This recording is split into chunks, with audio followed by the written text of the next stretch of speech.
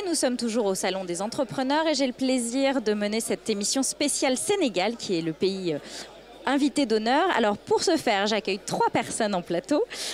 Monsieur Ndiaye, ministre conseiller à l'ambassade du Sénégal. Monsieur Ly, directeur de la promotion des investissements. Et Dr Diop, directeur général d'ACPEX. Alors messieurs, déjà on va parler actu évidemment. Il y a quelques jours, le président Emmanuel Macron était en visite au Sénégal, l'occasion de réaffirmer des engagements entre nos deux pays, notamment en matière d'éducation. C'était le but premier de sa visite. Et de réaffirmer des engagements et le renforcement du partenariat mondial pour l'éducation. Qu'en est-il ressorti, monsieur le ministre, de cette visite voilà, sur le réengagement de nos deux pays ensemble? Merci beaucoup, madame. Vous me permettrez d'abord, avant de répondre à votre question, de préciser pourquoi nous sommes là. Nous tenons à remercier les organisateurs du Salon des entrepreneurs d'avoir mis le Sénégal à l'honneur. Le Sénégal et la France, vous le savez sans doute, sont 2 pays liés par une histoire longue et assumée, un partenariat économique fécond, des relations culturelles très dynamiques, et un avenir commun que nous partageons dans plusieurs domaines. Donc c'est tout à notre honneur d'avoir été choisi pour être le pays à l'honneur de cette édition. Pour revenir à la visite du président Macron, je dois préciser qu'il y a eu 2 étapes. Il y a eu d'abord la participation au sommet pour la reconstitution des fonds du partenariat mondial pour l'éducation. Et il y a eu le second aspect, c'est la visite officielle du président Macron à Dakar. Donc les 2 ont été jumelés, mais il est important de préciser qu'il y a eu ces 2 aspects-là. En ce qui concerne le partenariat mondial pour l'éducation, il faut savoir qu'il y a eu 2 sommets qui se sont déjà tenus, un à Copenhague, un à Bruxelles. Et c'est la première fois qu'un pays africain accueille un sommet de cette nature.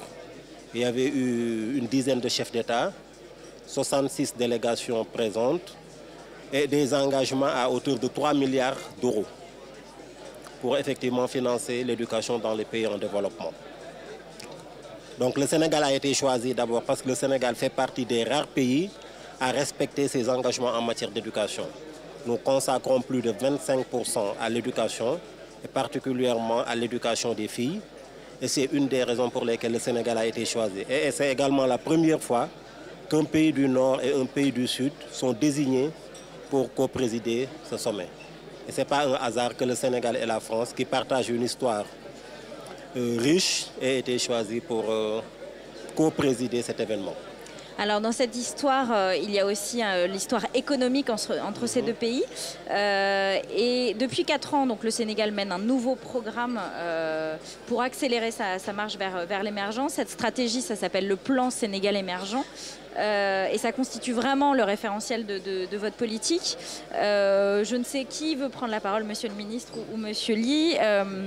Expliquez-nous un petit peu les grands axes de ce plan pour qu'on comprenne bien de quoi il s'agit, et en tout cas sur les thématiques d'investissement. Je vais juste préciser que ce plan a été lancé d'ailleurs à Paris. Oui. C'était en février 2014. Et que les relations entre le Sénégal et la France ont été marquées cette année par plusieurs autres événements. Depuis l'arrivée du président Macron, il y a eu la rencontre entre les 2 chefs d'État ici à l'Élysée. C'était le 12 juin 2017. Il y a eu un grand séminaire intergouvernemental présidé par les 2 premiers ministres, Édouard Philippe et Mohamed Boun Abdallah Dionne. C'était le 19 octobre ici à Paris. Il y avait plus de 10 ministres de chaque côté. Et cette réunion a adopté des feuilles de route qui doivent un peu guider la coopération entre les 2 pays pour l'année en cours. Nous devons nous réunir en principe en 2018 au Sénégal pour faire le point et évaluer ce qui a été décidé dans un commun accord. Et effectivement, il y a eu la dernière visite du président Macron à Dakar. Et nous avons signé des accords dans le domaine de l'éducation, de l'enseignement supérieur particulièrement. Nous avons également signé des accords dans le domaine de l'environnement. Vous savez que le Sénégal est partie prenante à l'accord de Paris. Le président Macky Sall a joué un grand rôle dans l'adoption de l'accord de Paris. Il avait été désigné pour porter la parole de l'Afrique à cette occasion. Et durant cette visite du président Macron, ils se sont rendus à Saint-Louis, la région de Saint-Louis, pour constater l'érosion côtière. Et la France a décidé d'octroyer 30 milliards de francs CFA pour aider à lutter contre ce phénomène qui est particulièrement dur pour les populations issues de cette catégorie.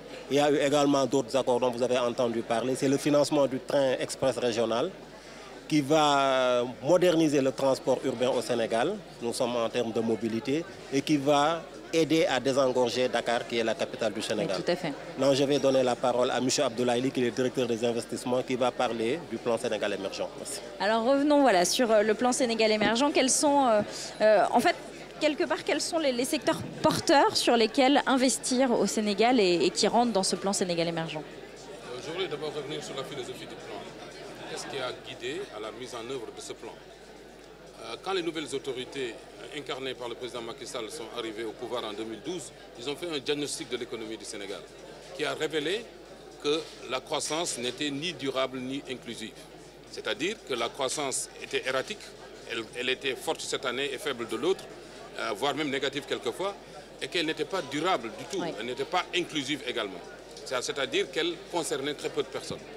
Il a proposé un plan de développement économique qui se veut désormais durable et inclusif. Durable à travers le choix de 6 secteurs, c'est la santé, c'est l'éducation, c'est les mines, c'est le tourisme, c'est l'agro-business, l'agro-industrie et c'est l'économie touristique. Alors globalement, ces 6 secteurs ont pour vocation d'être des piliers pour la croissance à long terme, à travers la prise en charge de beaucoup de facteurs qui inclut sur la durabilité de l'activité économique. C'est ainsi que désormais, la croissance ne va plus reposer sur le tourisme seulement, ni sur les services, mais elle va reposer sur un ensemble de piliers. Vous voyez, c'est comme cette table.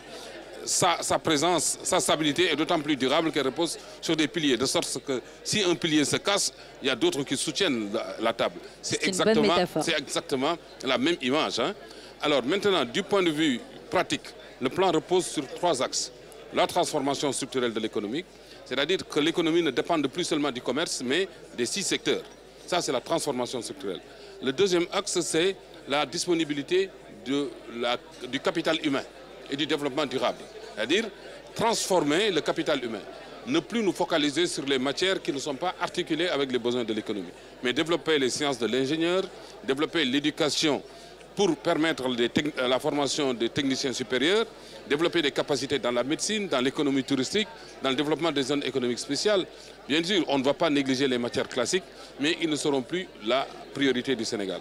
Et enfin, le troisième acteur, c'est la dynamique de la paix, sans laquelle rien ne sera construit. La bonne gouvernance, la paix, le bon voisinage, une diplomatie économique incarnée par des corps d'ambassadeurs et des corps de diplomates qui sont proactifs et qui font ce que son Excellence est en train de faire ici. Voilà donc globalement le plan Sénégal émergent. Maintenant, du point de vue opérationnel, il repose sur la mise en œuvre de 27 projets, choisis pour deux critères. Le premier critère, c'est le critère d'inclusion dont je parlais. Oui, c'est des projets intensifs en main-d'œuvre qui ont donc une valeur ajoutée sociale.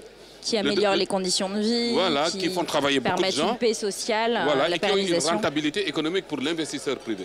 Je rappelle que 60% des financements sont attendus du secteur privé. Donc il faut à la fois que le projet serve le Sénégal, les fils du Sénégal, mais serve également en termes de retour sur investissement l'investisseur. Nous avons aménagé en amont des projets 17 réformes, dont une, je vais vous en parler, c'est la réforme qui porte sur l'alignement de la formation sur les besoins de l'économie. C'est ma réforme préférée, moi. L'autre réforme, c'est la réforme pour doter le Sénégal d'un capital de textes législatifs et réglementaires pour le développement des zones économiques spéciales. La troisième réforme, ça porte sur les partenariats publics-privés, c'est-à-dire développer un texte ou une législation qui permet d'optimiser les relations de travail entre l'investisseur privé et l'État du Sénégal. Je peux vous en citer d'autres, mais je crois que ça suffit comme ça en attendant. Ce sont des très bons exemples. Parmi les axes de développement, évidemment, on compte les exportations, qui sont un levier de développement clé. Docteur Diop, vous êtes le directeur général de l'agence spécialisée, de l'agence sénégalaise pour la promotion des exportations. Ça fait partie intégrante, j'imagine, du PSE. C'est une part non négligeable du plan. Alors, le PSE, c'est la transformation structurelle de l'économie. C'est les investissements structurants dans des secteurs d'activité porteurs de croissance, mais surtout dans des secteurs d'activité également à haute valeur ajoutée qui, à un moment donné, vont permettre aux exportations sénégalaises d'être en avant par rapport à cette croissance économique. La croissance économique sénégalaise, depuis le lancement du plan Sénégal émergent, sur le plan des chiffres, c'est passé de 2012 à 1,7% de croissance, à 5,4, puis 6,5 jusqu'à aujourd'hui, on est arrivé à 6,9. Sur plus de 3 ans, on a eu 6 points de croissance de manière permanente. Ce qui est une croissance inclusive, mais également qui commence à être une croissance qui touche les populations. Oui. Le secteur spécifique des exportations, c'est sur les 2 dernières années, plus 16% de croissance. Donc la balance commerciale sénégalaise, voilà, c'est un secteur, les exportations constituent un secteur d'activité très dynamique au Sénégal. Quasiment dans le monde entier, on a les préférences commerciales signées et mises en œuvre. Sur les États-Unis, sur le Canada, l'Europe, la zone CEDEAO, UEMOA, le Japon, la Chine, Corée, l'Inde, etc. Ce qu'il faut retenir, c'est que les secteurs d'activité sont d'abord les produits halieutiques, 204 milliards de francs CFA en termes d'exportation, l'agriculture, l'agroalimentaire, la transformation agricole. Le Sénégal aujourd'hui est le premier pays exportateur d'arachide en Chine, qui est le premier pays importateur au monde. Vous avez au-delà de cela le textile, l'étiquette et les services, etc. Ce qu'il faut retenir également, c'est le global export au Sénégal, c'est 1370 milliards. Donc c'est un secteur d'activité non seulement à haute valeur ajoutée, mais également à haute intensité de main-d'œuvre.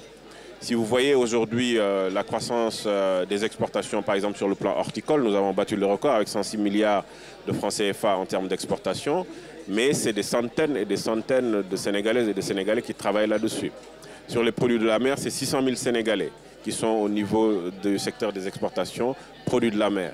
Donc voilà en gros... le panel est large et voilà. Je pense d'ailleurs que les porteurs de projets ici auront bien compris qu'il y a de quoi faire pour investir au Sénégal. Tout à fait. Messieurs, je vous remercie d'avoir été avec nous aujourd'hui et pour toutes ces inspirations pour le Sénégal.